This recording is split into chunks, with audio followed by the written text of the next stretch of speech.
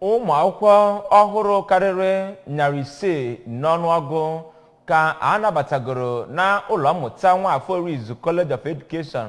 dị na Nsugbe na mmemme ahụ ebe ha nọ wee ṅụọ iyi ịbụ nnọọ ezigbote ụmụ akwụkwọ ndị nke ga-erube isi nye iwu dum na-achị n'ụlọ mmụta. Ya bụ oke mmemme bụ nke were ọnọdụ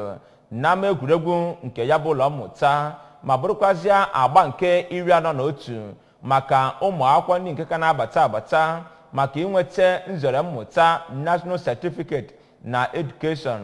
NCE ma bụrụkwazịa agba nke 25 wee nye ụmụ akwụkwọ ndị nke na-abata maka inweta nzere mmụta Bachelor's Degree na Education B.Ed nke gbakwunyere na mahadum ala anyị dị na Nsụka bụ UNN. Emmanuel Chigbata ga-esite na ụlọ akwụkwọ a kọtọpụrụ gị akụkọ a.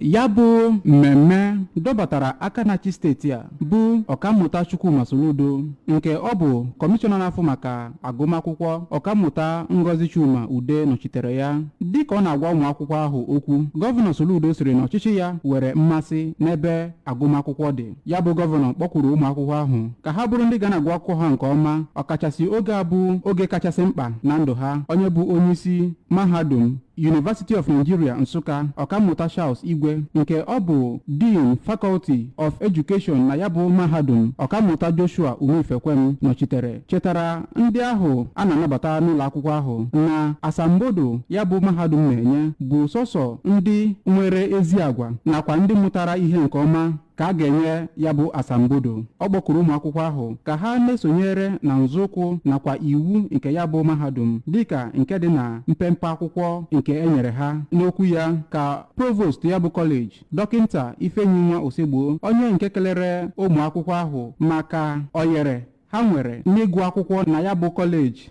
kpọkuru ha ka ha na-esonyere iwu niile nke na-achị ya bụ ụlọ akwụkwọ ka ha wepụkwa aka n'ihe ọbụla ga-eduhie ha ụzọ na ya bụ mahadum, ọkachasị n'isonyere otu nzuzo maọbụ n'ịkpa akparamagwa ọjọọ na ya bụ ụlọ akwụkwọ. Ọtụtụ ndị ahụ a nabatara na ya bụ ụlọ akwụkwọ bụ Maazị Kelvin Ezechibuike nakwa Nwaada Precious Peter bụ ndị nwere afọ ojuju ma kelee Chineke maka oyere ịgụ na ya bụ ụlọ akwụkwọ. Site na Nsugbe, Emmanuel Chigbata maka akụkọ ụwa ABS.